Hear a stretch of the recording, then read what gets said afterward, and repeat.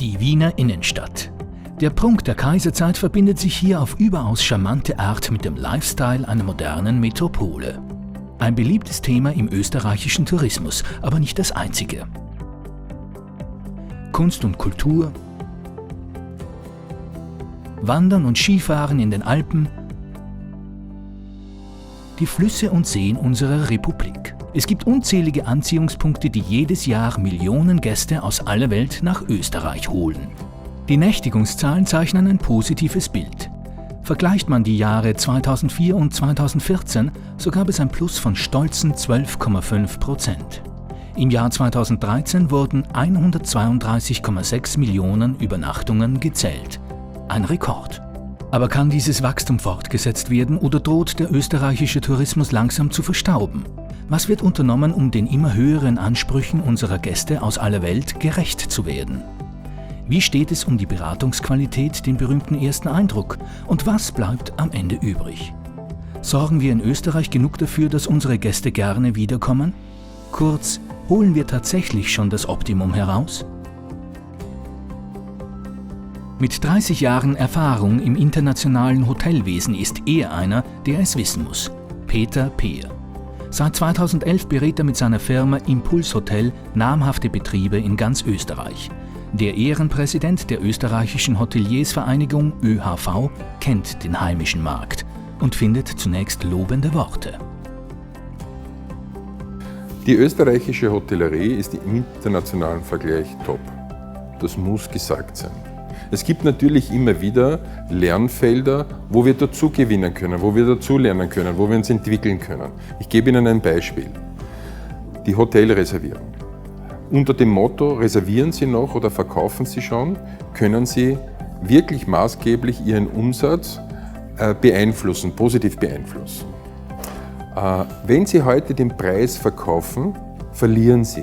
Wenn Sie das Produkt verkaufen, gewinnen Sie. Und noch dazu geben Sie dem Kunden ein gutes Gefühl auf die Reise zu Ihnen ins Hotel. Es geht also darum, den Kunden schon bei der Reservierung positiv zu überraschen. Doch wie wird eigentlich reserviert? Werfen wir einen Blick auf die Statistik. 6% der Buchungen werden vor Ort vorgenommen.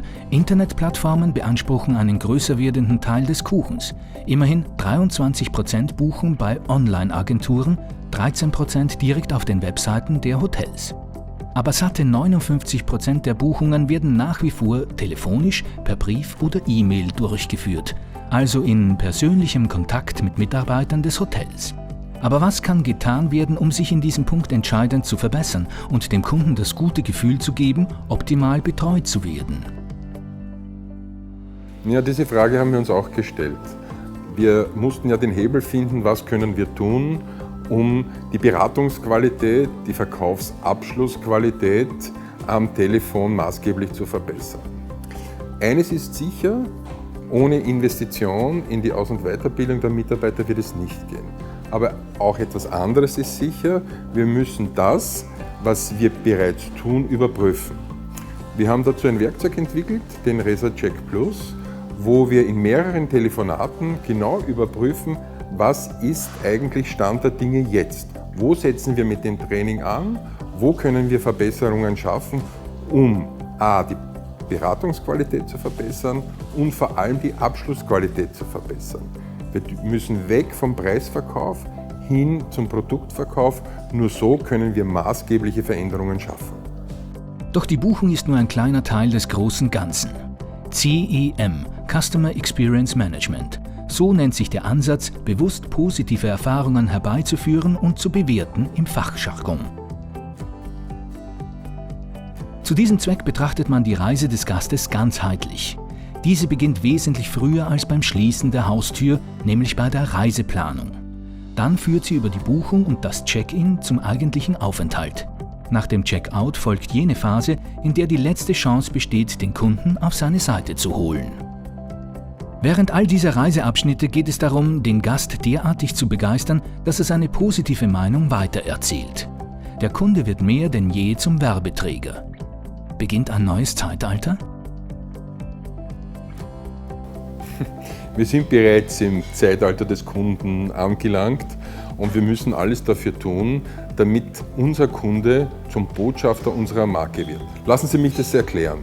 Aufgrund einer Analyse, wie kann ich den Weg des Gastes im Hotel verfolgen, schon vor der Ankunft und bis nach der Abreise, zu sehen, wo sind die Touchpoints, wo nimmt er bewusst und im Unterbewusstsein wahr, was gefällt mir nicht.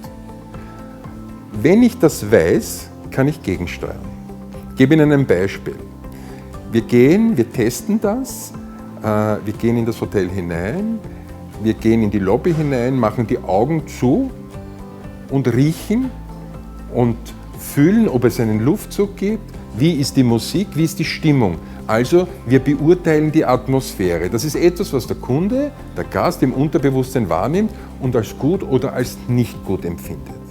Wenn wir all diese Punkte vom Hotelzimmer, vom Restaurant überprüft haben, können wir genau sagen, wo sind die Stärken des Hotels und wo sind aber auch die Schwächen des Hotels. Das heißt, wir verstärken die Stärken und versuchen natürlich auch die Schwächen zu beseitigen.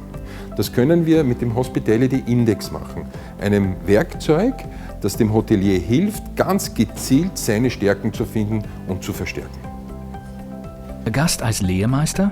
Ein neuer Ansatz. Und vielleicht eine der größten Chancen für Österreich, um in der internationalen Hotellerie auch in Zukunft den Ton anzugeben.